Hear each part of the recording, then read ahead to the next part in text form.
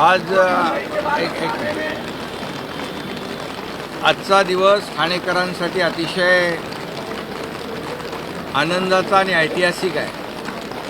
कारण ही वडाळा ठाणे, वडाळा कासरवडवली ही मेट्रो याला अनंत अडचणीतून आज आपण इथपर्यंत पोहोचलेलो आहे. कारण जेव्हा मुख्यमंत्री पृथ्वीराज चव्हाण साहेब होते त्यावेळेस इतर मेट्रोला मान्यता देत असताना ठाण्याला वगळण्यात आलं होतं आणि मग त्यावेळेस ठाण्याला या मेट्रोच्या याच्या प्रकल्पामध्ये समाविष्ट करून घेण्यासाठी आम्हाला आंदोलन करावं लागलं, आम्हाला निलंबित देखील व्हावं लागलं. त्यानंतर मुख्यमंत्री देवेंद्रजी 2014ला मुख्यमंत्री झाले त्यावेळेस खऱ्या अर्थाने या मेट्रोला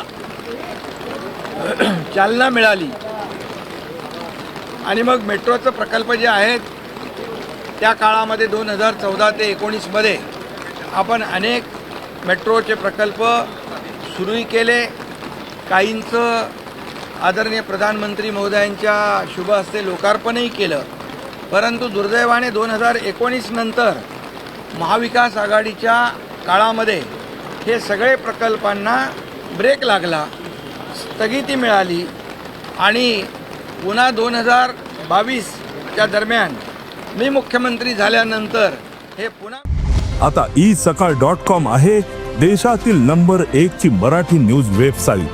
प्रत्येक अपडेटसाठी isakal.com ला नक्की भेट द्या.